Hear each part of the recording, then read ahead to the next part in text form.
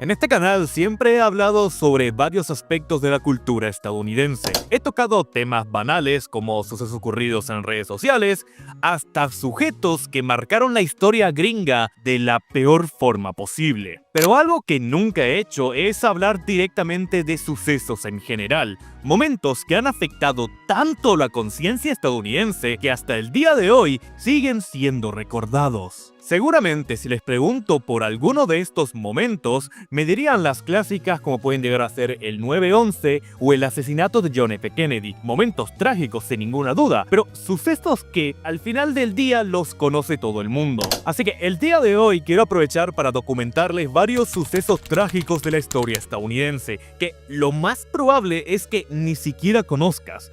Eso sí, antes de empezar tengo que explicar una cosa muy importante, y es que en este video yo solamente busco informar y concientizar a aquellos que no estaban conscientes de estos sucesos. En ningún momento busco blanquear a nadie ni intentar dejar mal parado a los estadounidenses en general. Son sucesos históricos que lamentablemente pues sucedieron, pero que al final del día lo más probable es que incluso en tu país tengas historias, si bien no similares, que pueden llegar a ser igual de trágicas. Así que nada, sin nada más que agregar, podemos empezar el video del día de hoy. Fecha 16 de marzo de 1968. Los años 60 en Estados Unidos fueron marcados principalmente por la guerra de Vietnam. Si bien es un conflicto que hasta el día de hoy sigue siendo tema de debate por la cantidad ingesta de crímenes de guerra y atrocidades cometidas por el ejército estadounidense, no cabe duda que fue un antes y un después a la hora de ver a la milicia estadounidense y los intereses americanos. Con esto no quiero decir que los militares involucrados en la guerra de Vietnam hayan cometido dichos crímenes, pero sí es importante aclarar que dicho conflicto tiene de los momentos más turbios alguna vez archivados. Y es que el 16 de marzo de 1968, en plena guerra de Vietnam, se daría a la orden a una de las peores atrocidades cometidas en dicha guerra. Y es que sí, estoy hablando de la masacre de My Lai. Esta se llevaría a cabo gracias a la orden por parte de superiores al mando, los cuales harían que un pelotón completo de la milicia estadounidense arrasara un pueblo vietnamita,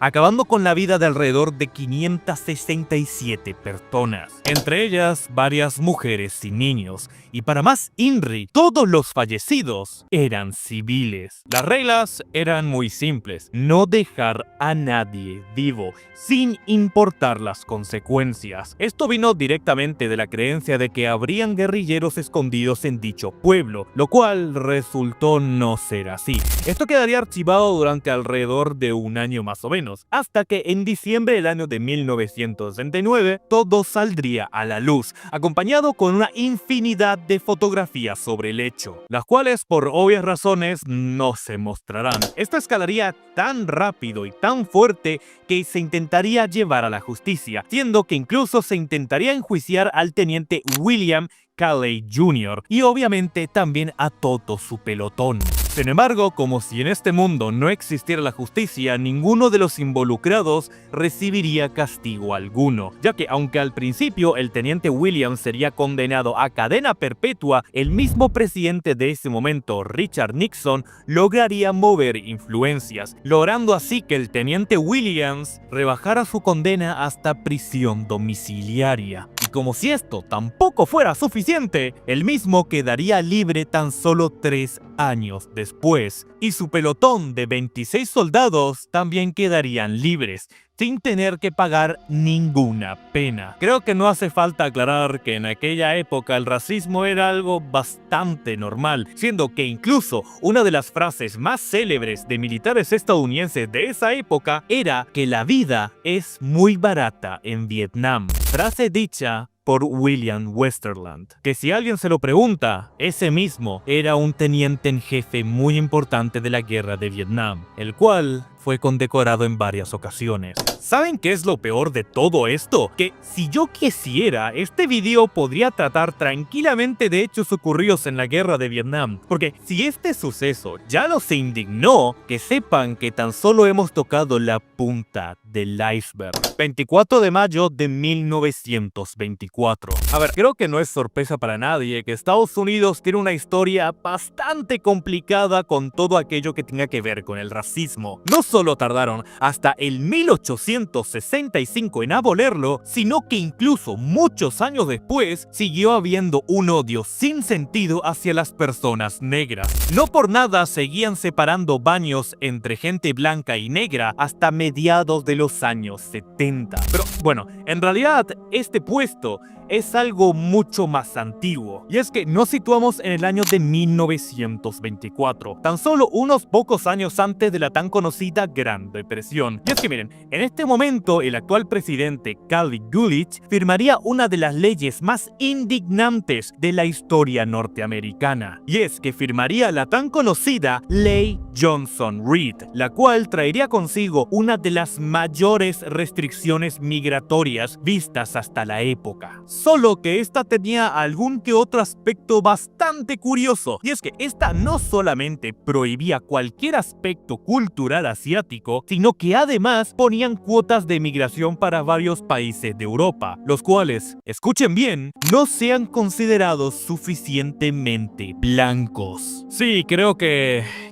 ya saben por dónde voy. Esta ley estaba hecha principalmente para parar la inmigración de gente de tez oscura o asiática, dándole todas las posibilidades de entrada a países cuya población sea mayoritariamente aria. Adivinen algo, y es que esta ley no solo fue apoyada por la tan conocida agrupación ultra racista conocida como Ku Klux Klan, sino que al parecer también terminaría inspirando al mismísimo Adolfo Hitler. Estas leyes migratorias no solo estarían vigentes hasta el final de la Segunda Guerra Mundial, en el año de 1945, sino que la única razón por la que los políticos de esa época empezarían a reformar las mismas era porque simple y llanamente reflejaban los mismos intereses que los nazis. Y bueno, digamos que, ya saben, no les convenía verse de esa forma. Sin embargo, esto no terminaría aquí, porque la misma ley seguiría con el mismo objetivo excluyente hasta 1965. A ver,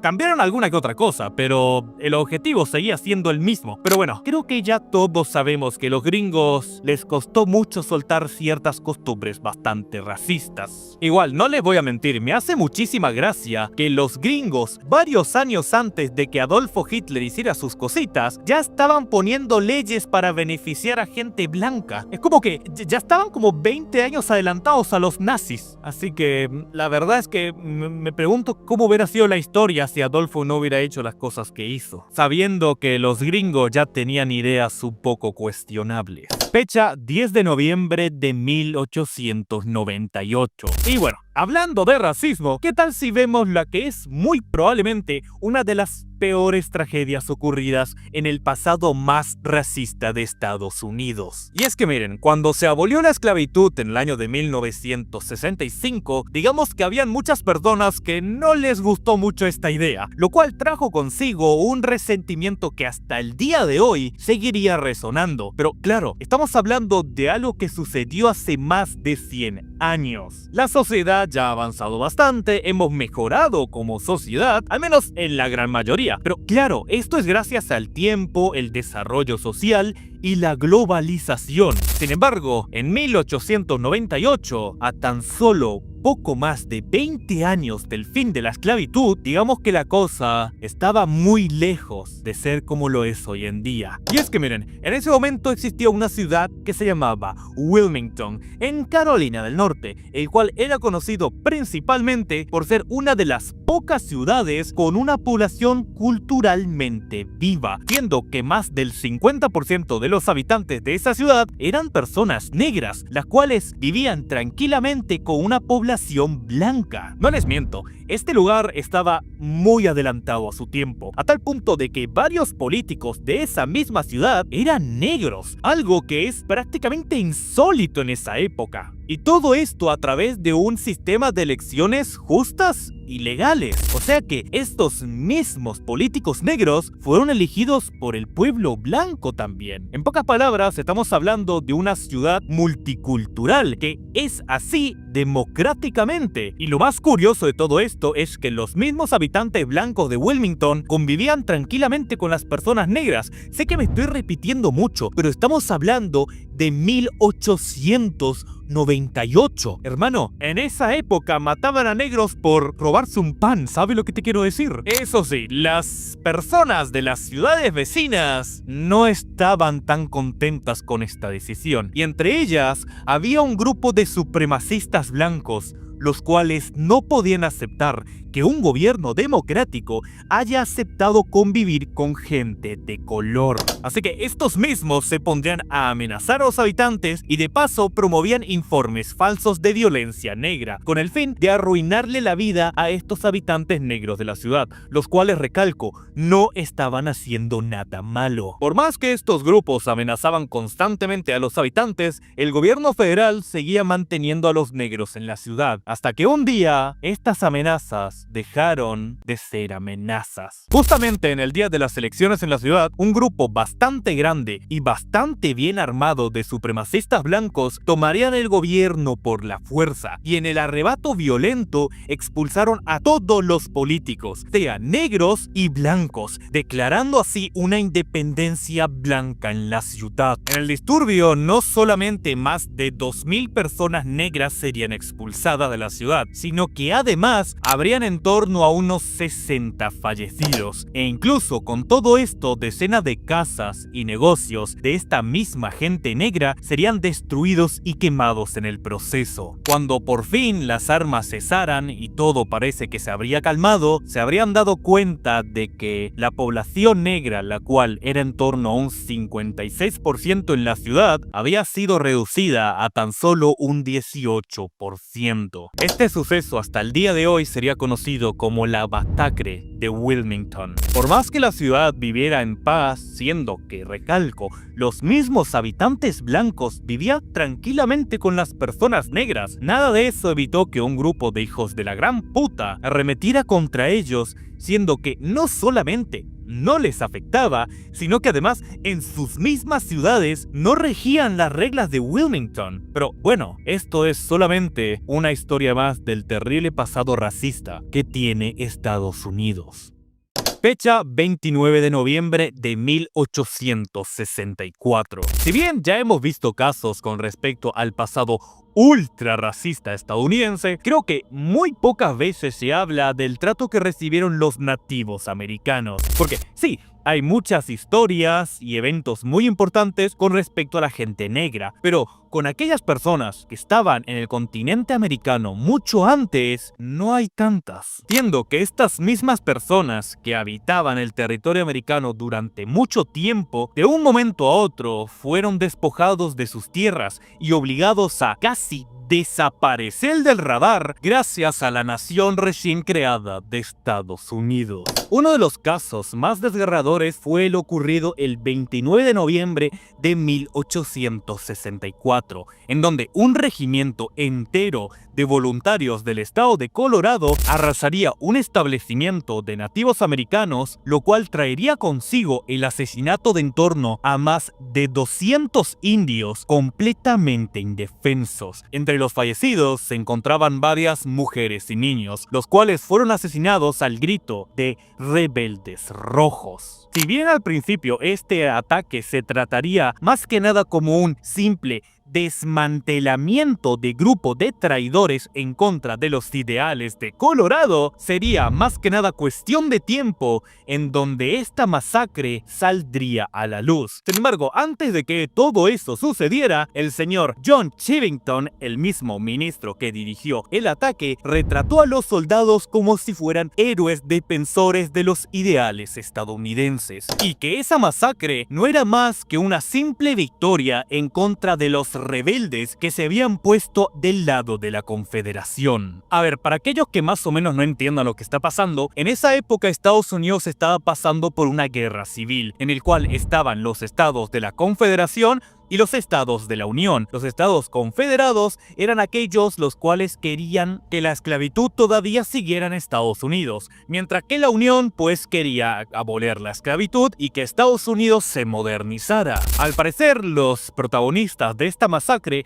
usarían este evento tan importante como la guerra civil para justificar la masacre que cometieron. Por suerte, esto no pasaría así nomás, y es que más temprano que tarde todo esto empezaría a levantar sospechas, lo cual haría que el Congreso de la Nación clasificara esta redada como una vergonzosa matanza hacia indios pacíficos. Esto habría escalado a tal punto que el capitán Silas Soules testificaría revelando que las tropas no solamente habrían disparado a los indios, sino que además les habrían arrancado el cuero cabelludo y mutilados todos y cada uno de ellos, los cuales, recalco, no tenían la más mínima oportunidad y que, como si esto no fuera suficiente, los mismos indios ni siquiera podían defenderse. Pero esta historia todavía no termina, y es que al parecer a ciertas personas no les gustaría esta revelación, así que tan solo 2 meses después, el mismo capitán Silas sería asesinado en Denver. Lo peor de todo esto es que durante muchísimo tiempo el estado de Colorado conmemoraría esta misma masacre, diciendo que era una batalla entre los indios rebeldes y la heroica milicia de Colorado, retratando a los asesinos como héroes, siendo que no sería hasta el año de 1999 donde varios académicos y descendientes de los mismos nativos tribales empezarían a anular esta narrativa. Si bien hasta el día de hoy sigue habiendo gente pensando que los soldados no eran asesinos sino que eran héroes, la verdad es que, teniendo en cuenta toda la evidencia y declaraciones, es prácticamente irrefutable. Así que nada, gente, espero que les haya gustado este video. Y además, antes de terminar, quiero recalcar algo muy importante. Y es que en este video no busco ni ensuciar la historia en general de Estados Unidos, ni faltarle respeto a los afectados. Con este video solamente quiero dejar en claro que a veces la historia de ciertos países puede llegar a ser más triste y desgarradora de lo que puede parecer a simple vista. Y ahora es cuando yo te pregunto a vos, sí, la persona que está viendo este video, ¿conoces alguna historia de este estilo que haya sucedido en tu país? Y si es así, me encantaría que me lo dijeras en los comentarios. No es broma, me gustaría hacer un video también de esto. Así que nada, gente, espero que les haya gustado el video de hoy. Nos vemos en la próxima. Bye bye.